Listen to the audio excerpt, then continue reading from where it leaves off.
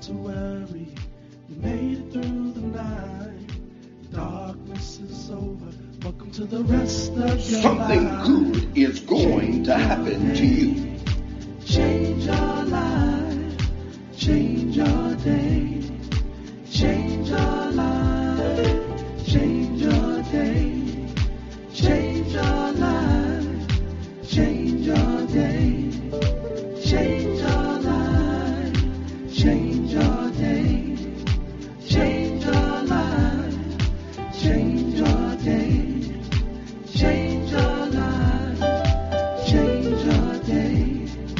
Change your life. Change your day. Change.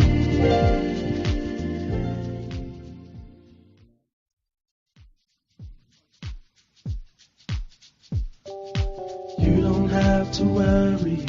You made it through the night. Darkness is over. Welcome to the rest of your life. Something good is going to happen to you. Change your life. Change your day. Change your life. Change your day. Change your life. Change your day. Change your life. Change your day. Change your life. Change your day. Change your life. Change your day. Change your life. Change your day. Change.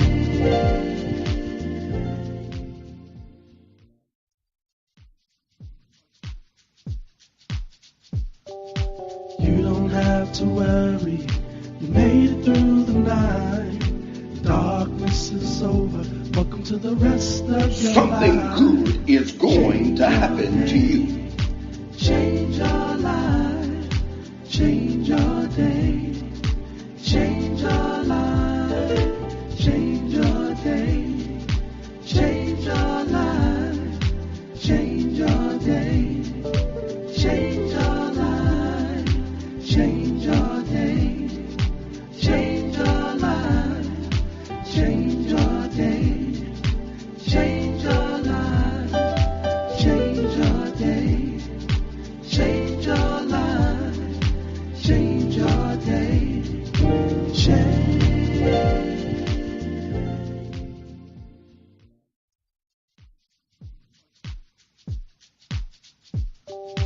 You don't have to worry. You made it through the night. Darkness is over. Welcome to the rest of your Something life. good is going to happen to you. Change your life. Change your day. Change your life. Change your day. Change your life. Change your day. Change your life. Change your day. Change your life. Change your day. Change your life. Change your day.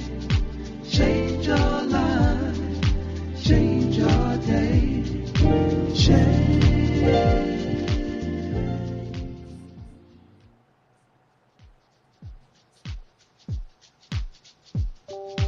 You don't have to worry.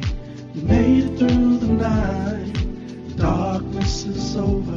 Welcome to the rest of your Something life. good is going to happen to you. Change your life.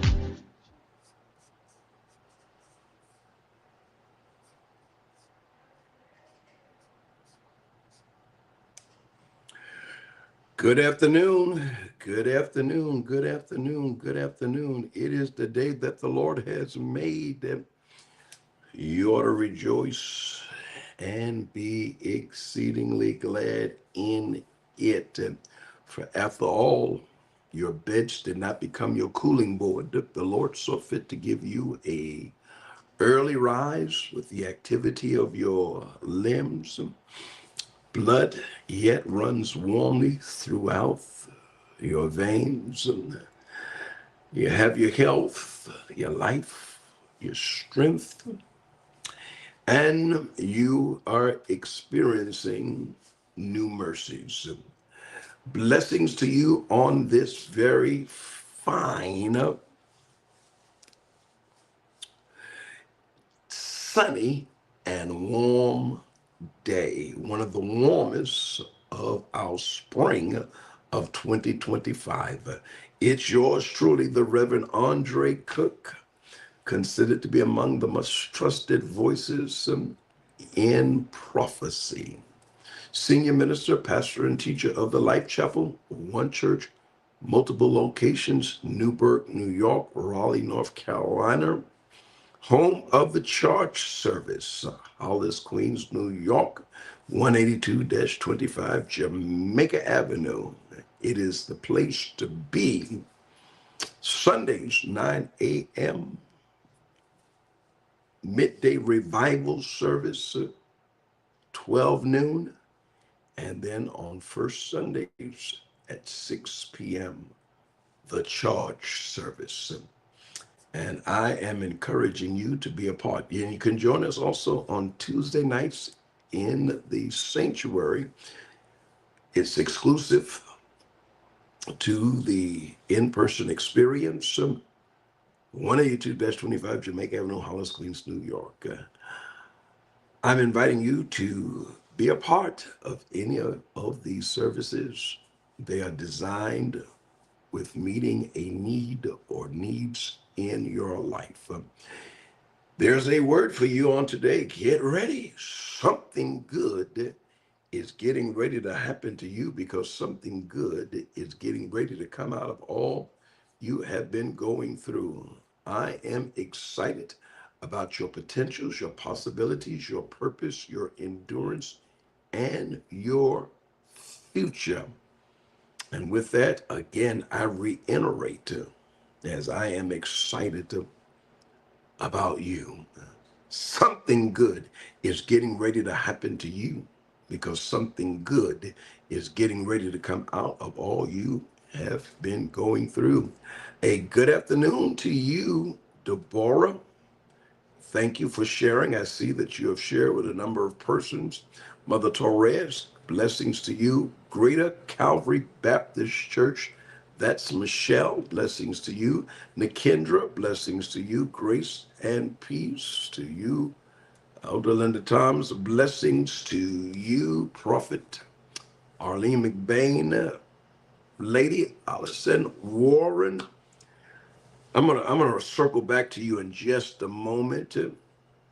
And good afternoon to you, Elder Erica Chandler. That's the administrative for our Hollis, Queens, New York location, and our Orlando, Florida partner, Tony Bennett, viewing from Orlando and Falcon. Blessings to you as well. Vanessa, blessings to you. Thank you for coming in. Go ahead, everyone, tag, like, and share. I didn't get a chance to send out the blast. Facebook nor Slack. And so y'all get the word out. Colleen, good afternoon to you. Good afternoon to you. Listen, I am here in DC. Now, if you go to my stories, you're going to see a flyer. And that flyer is letting you know that I am in DC. I've arrived, and I have been royally treated by Bishop Warren and Lady Warren. It's been a minute, and I must admit, it has been a minute since someone, well, let me say this, that the pastor himself has picked me up from my means of transportation into their area. And Bishop Warren, Timothy Warren, along with his wife, picked me up from the train station. And they already created a problem for me, in that a vehicle that is a desire of mine, they picked me up in that vehicle, and drove me around, and then they have put me in a wonderful establishment, and then we had lunch and fellowship. I told them, you're going to get me spoiled and used to this. It's just, it's so refreshing. And so, thank you, Bishop Timothy Warren, along with your wife, Lady Warren, both for the hospitality, allowing me to ride in your vehicle, and then just the fellowship we had around the table. Tomorrow, April the 25th, Founders Month celebration, birthday worship service, Revival Temple service begins at 7:30 p.m., being held at Revival Temple, 2431 Shannon Place, Southeast Washington, D.C. Of course, it's going to be in our Slack community. That's an app that we use to communicate with our members and our partners. And then, of course, it's going to be on the social media pages, Facebook, Instagram. I believe it's already in my story. But if you're in this area, don't let the opportunity miss you. I've come with a revival charge, and I am so excited to be able to partner and collaborate for this great occasion in celebrating this gift of God, a brother and friend beloved. And I've already adopted them, and then I'm inviting myself back, and I'm going to try to work out hanging out with them a little longer. Oh yeah, if there's one thing to come into an area to have to minister, but to find a fellowship that ministers to you, and only an itinerant would understand that. We go in and out of states and city and places and among ministry gifts, and there's some of God's finest people, but you don't often get to spend some quality time, and it doesn't have to be a huge amount of hours, but just in the hours that you spend together, you find that these individuals are very genuine, and just pull you into an area of comfortability. And he reminds me somewhat of the fellowship I had with Bishop Lester Williams, and just how warm Bishop Williams was. And it is the same with Bishop Warren and Lady Warren. And so I certainly appreciate them on today. Go ahead, tag, like, and share, and put in the chat, I will not be manipulated.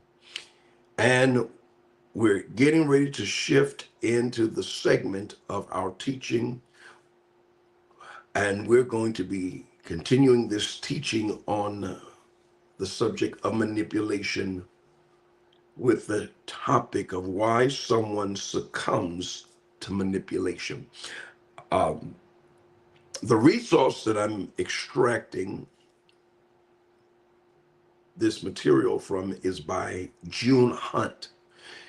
The book is entitled Manipulation: Breaking the Strings of Control. And again, remember, beloved, so this series, I've been teaching it in this space, but also from the pulpit and then doing our evening hours of prayer nightly, Mondays, Wednesdays, Thursday, and Friday at 7:30 p.m. And I did a teaching entitled Poor Choices, Bad Decisions. And the overall thought and theme of the message was that your choices and decisions are directly the result of the influence of others. And so I shared with you, you are your choices, you are your decisions. But those decisions are framed by those in whom we associate with, those who we're connected to. And as a result of that teaching, we came into an understanding that those decisions, though faulted, is often the result of intentionality. There are those who are trying to gain an advantage on you. So by trusting them, they are by deceit manipulating you. And so it has led us to this continued teaching on deceit, manipulation, deceit, and manipulation. And so we've had a tremendous, in-depth, continued study on this subject. And so now I want to continue looking at this resource and how June Hunt shares with us from a biblical perspective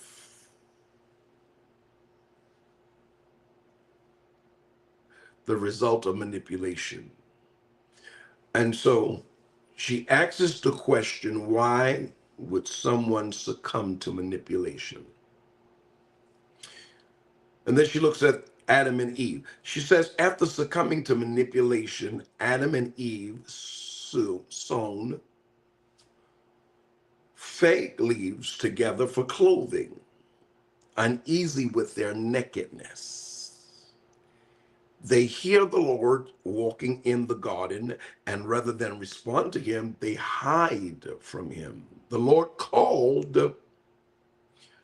God called to the man, where are you? As if he has no clue. Then Adam answers, I heard you in the garden, and I was afraid because I was naked, so I hid. God replies, who told you that you were naked? Have you eaten from the tree that I commanded you not to eat from? Genesis chapter number 3, verse 9 through verse 11.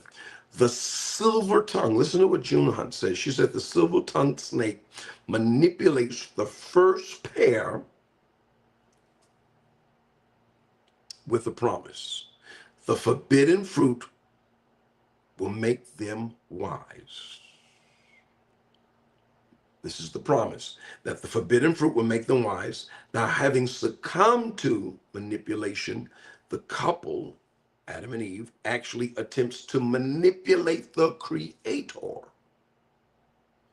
proving that rather than becoming wise, they have become merely weak-minded.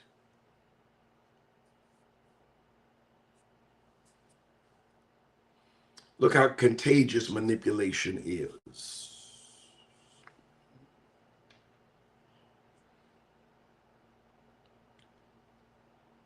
June Hunt goes on to say, typically, the manipulated do not understand why they are so easily manipulated.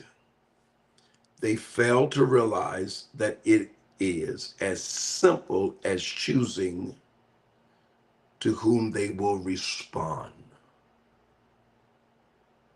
their manipulator or their maker. Somebody put that in the comment. The manipulator or the maker.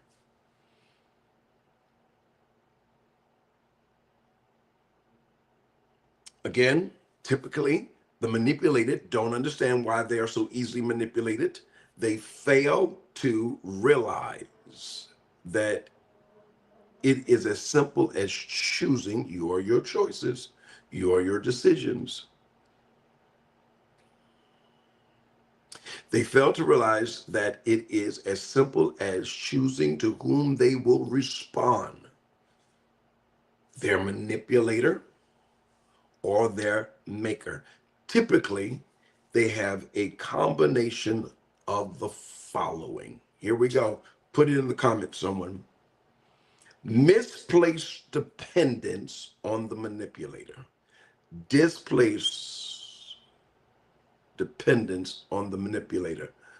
Good afternoon, Angelina. Thank you for joining. Denise, blessings.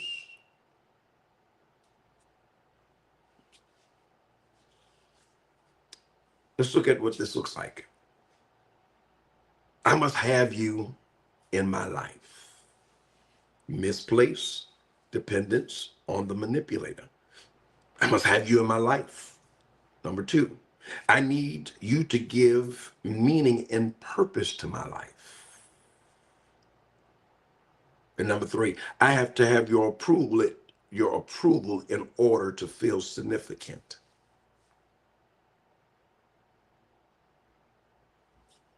Here's the solution, June Hunt says. Stop trusting in man who has but a breath in his nostrils. Of what account is he? Isaiah chapter 2, verse 22. Misplaced dependence on the manipulator.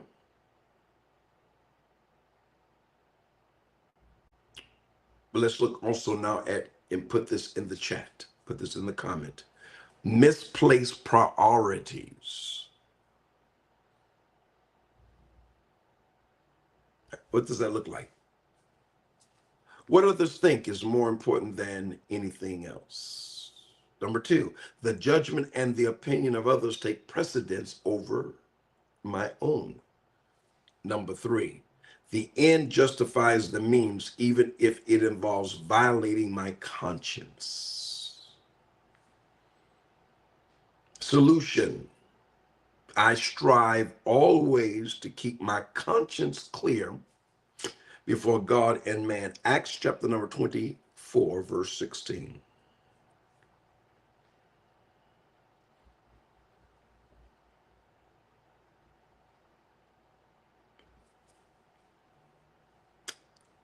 The manipulated don't understand why they are so easily manipulated. Again, they fail to realize that it is as simple as choosing to whom they will respond, their manipulator or their maker. And here's the combination again: misplaced dependence on the manipulator, misplaced priorities. Here's our next. Put it in the chat, put it in the comment.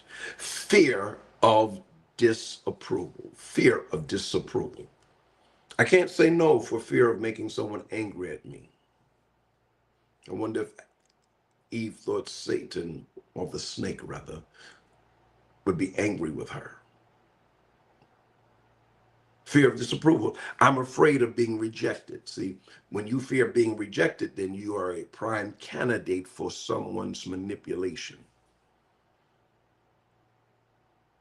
Fear of disapproval. I can't take a stand against someone whose approval I need. Here's the solution. Isaiah 51, verse 7, verse 8.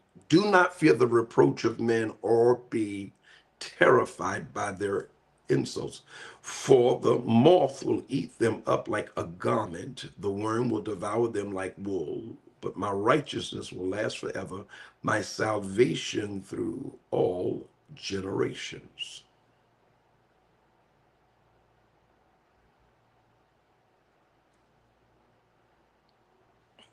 Are you ready? Here's another. Put it in the chat. Performance-based acceptance. What does it look like? This is what it looks like. I am accepted only because of what I do. I have value only if my work is acceptable. I have worth only if I please others.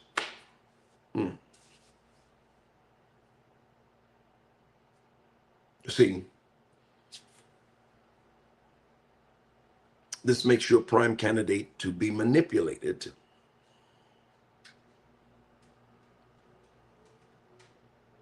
Accepted only because of what I do. See, you're performing to be accepted, and so someone sees it and they strike out to exploit this performance-based acceptance. Solution, Luke chapter number 12, verse 7. The very hairs of your head are all numbered. Don't be afraid. You are worth more than many sparrows.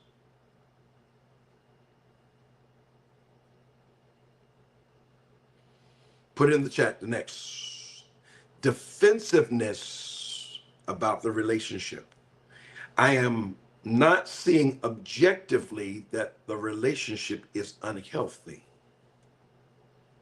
Unhealthy relationships always will involve a level of manipulation, an attempt to control you.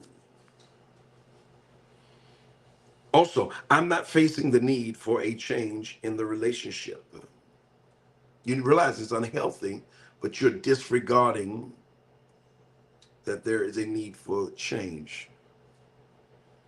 Also, I am not willing to do anything about changing the relationship. So the more you're unwilling to acknowledge the change that's needed, and then you're unwilling to do anything about changing the relationship, then you are volunteering to be controlled. And you're being controlled in a way in which it lessens the authority of God in your life. No one should have more control over your life than the surrendered and submitted life you're required to give God. All right, put it in the comment. Loss of independence. Let me give you a solution for defensiveness about the relationship. Proverbs 29, verse 25, fear of man will prove to be a snare, but whoever trusts in the Lord is kept safe. All right, the next one is loss of independence. I'm not allowed to make independent plans. Means you're being dominated, means you're being controlled.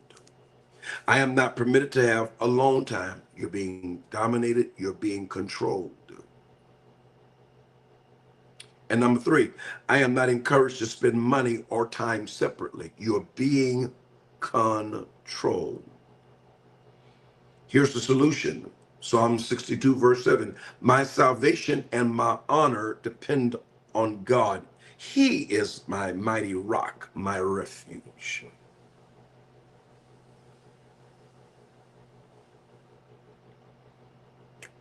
Come on, put it in the comment. Here's our next. Loss of confidence. I lost confidence, or rather, I lose confidence when I am told the decision I made is wrong. Manipulators will always suggest that any decision you make, especially independent of their influence, is a wrong decision.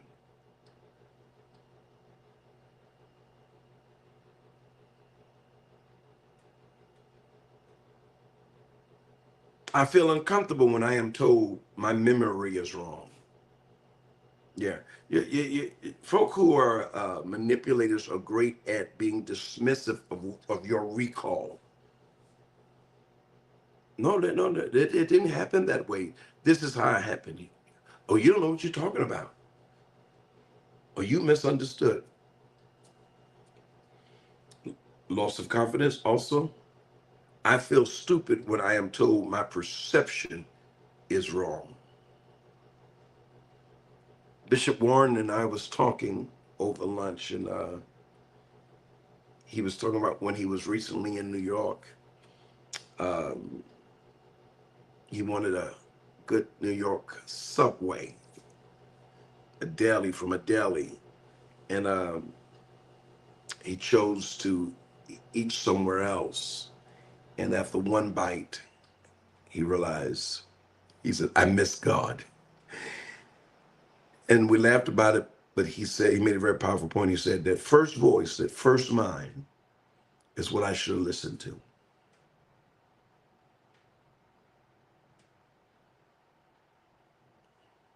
Here's the solution. Encourage one another and build each other up, just as in fact you are doing. 1 Thessalonians 5:11. See, you need persons in your life that help you discern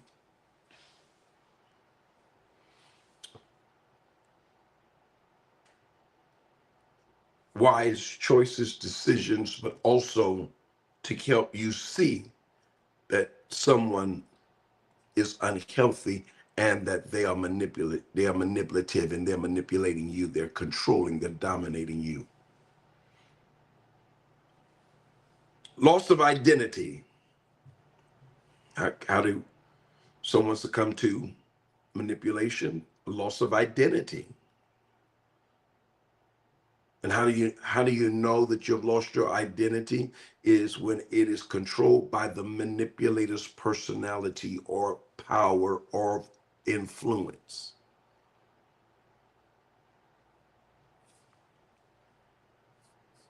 Bless you, Michelle. I didn't realize you came in.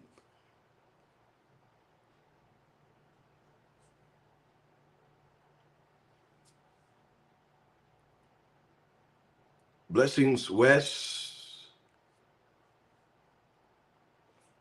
You ever notice a person who changes over the course of time, and as you pay attention to the change, it is a reflection of who is manipulating them or controlling them? Loss of identity, controlled by the manipulator's personality or power. What it looks like. Number one, I'm consumed by the actions of the manipulator. Number two, I'm consumed by what the manipulator wants and desires. And number three, I am consumed by what the manipulator threatens to do. Here's the solution, Galatians 5:1.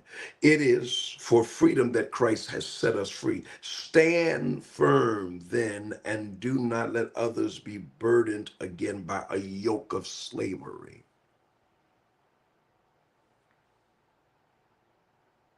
Next, loss of objectivity. This is when you're succumb to manipulation. A loss of objectivity. And what does that look like? And you make excuses for the manipulator. Here's what that looks like and what it sounds like. They don't mean to act that way. They can't help being that way. They really aren't bothering me. There's a loss of objectivity. The solution, better is open rebuke than hidden love. Proverbs 27:5. Come on. We doing good. We're going to wrap up earlier today, as you know, it's been a travel day from early this morning. And so I'm ready to get some rest from my travels, because I'm preparing for prayer and word charge Thursday, 7:30 tonight. The conclave. It's exclusive to our Zoom call. You want to be a part? Download the app Slack.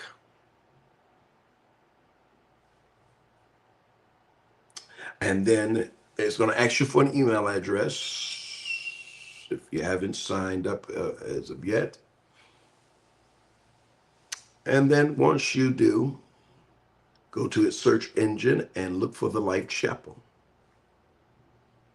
And then at 7:25, you will receive the link to join us via the conclave, a time of prayer, time of communion, and a time of teaching. I'm teaching on the subject of prayer tonight because we're still in prayer revival. All right, so let's get to this final point. Put in the chat, misplaced dependency. Misplaced dependency. June Hunt poses the question and then provides the answer. How is my dependency misplaced if I am being manipulated? And here's the answer, she says. If you assume you must meet all the needs and fulfill all the expectations of someone else, then you are depending too much on yourself. You are taking the role of God alone should have. Likewise, if you assume someone must meet all your needs and fulfill all of your expectations, then you are depending too much on them. You are putting a person in the role God alone should have. This is what the Lord says. Cursed is the one who trusts in man, who depends on flesh for his strength, and whose heart turns away from the Lord. But blessed is the man who trusts in the Lord, whose confidence is in him. Jeremiah chapter number 17, verse 5, verse 7.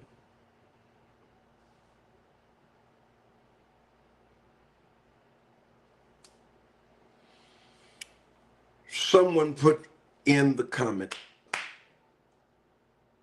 Come on, are you ready? Put in the chat, put in the comment. I rebuke the spirit of manipulation. I rebuke the spirit of manipulation. Janine, virtual hug. ATL in the house. All right, we're in that segment. What are your thoughts? We're in that segment. What are your thoughts? Now, tomorrow, I'll be at our usual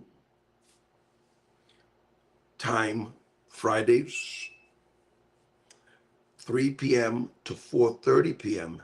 And we've got a lot of information to cover on tomorrow, because tomorrow we're going to deal with, can brainwashing be a form of manipulation? And we're going to look at how you can be verbally brainwashed by intimidation, indoctrination, discrediting, degrading, labeling. We're going to look also at emotional brainwashing through isolation, excessive compliance, ignoring, exploiting. And we're going to conclude with discussing what is the root cause. All right, we're in that segment. We're in that segment. Your thoughts, your comments. We're ending early today. It's been a travel day for me. What's your thoughts? All right. Also, it is what? The 5th day of the week. Sunday, Monday, Tuesday, Wednesday, Thursday. And on Thursday, our seed is $5. $5. Or derivatives of 5. Derivatives of 5. 5, 10, 15, 20, 25. All right. Administrator Elder Chandler says, great teaching. Anyone else? Vanessa says, very helpful, very good advice too. Bless you. All right. Anyone else? Anyone else? And let me just go ahead and put a banner. This is how you can give. It's scrolling on the bottom, ways in which you can give.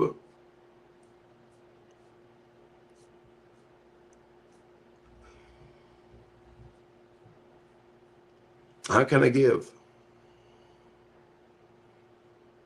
Oh, that's the wrong banner. Sorry. But where is it? Well,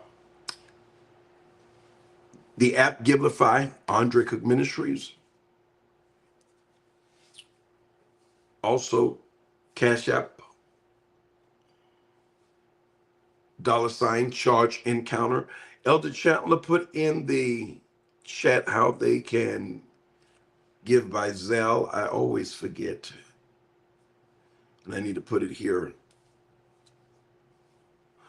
PayPal, RevAndreCook, Zelle, RevAndreCook@ll.com. Our corresponding address is Andre Cook Ministries, 19 High Ridge Road, Suite 8234, Stamford, Connecticut, 06905. All right. Denise Warren says, exposing what is deemed normal behavior at times awesome. Elder Linda Tom says, very enlightening. Tony says, very helpful. Angelina says, very informative. Anyone else? And Tony says, it's something because in our everyday life, one doesn't realize these things are considered manipulative. Excellent. And then Elder Shatler has put in the comment the ways that you can give by Zelle. ChargeEncounter@gmail.com. All right? All right, beloveds, I'm ending. The question, Deborah? What's your question, daughter?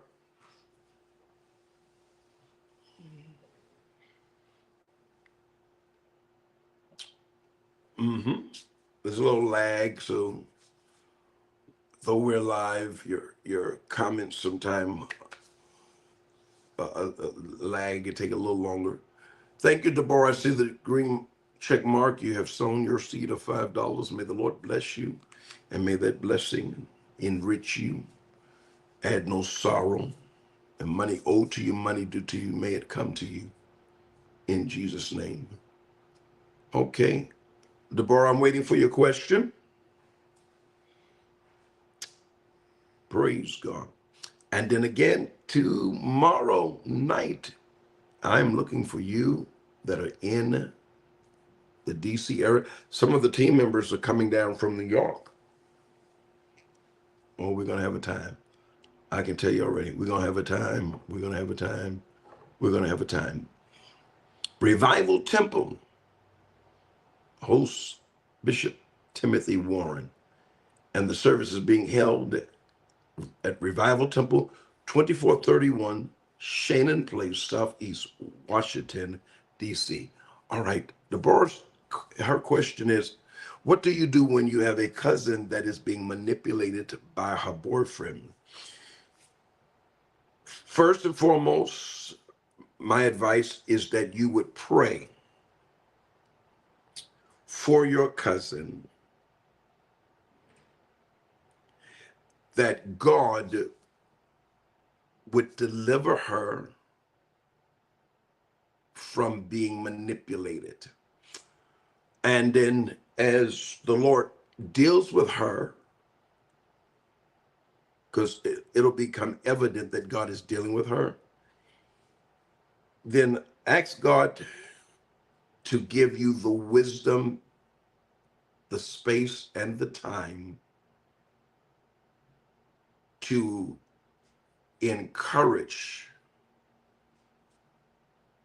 your cousin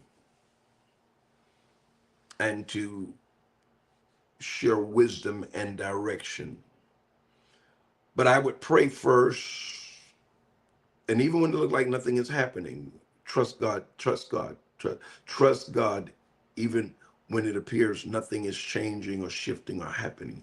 And the reason I offer this piece of advice is because you don't want to become a part of the problem. See, like the more you try to share with people your observation and it's healthy, people rebel against it and they push back and they dig their heels in further and then you're giving more power to the manipulator.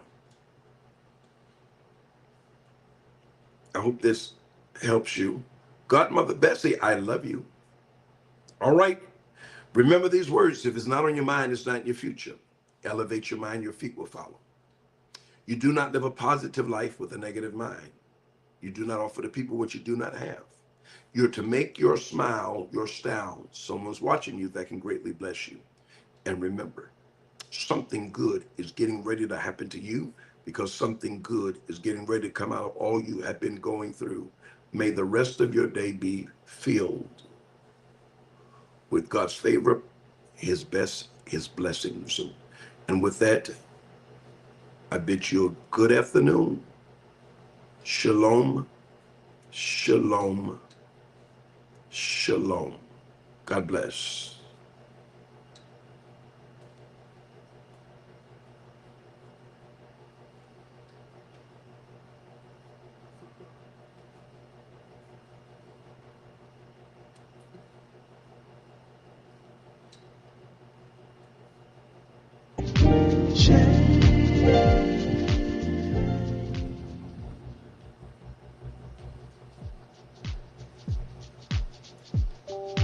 You don't have to worry, you made it through the night. Darkness is over, welcome to the rest of your life. Something good is going to happen to you.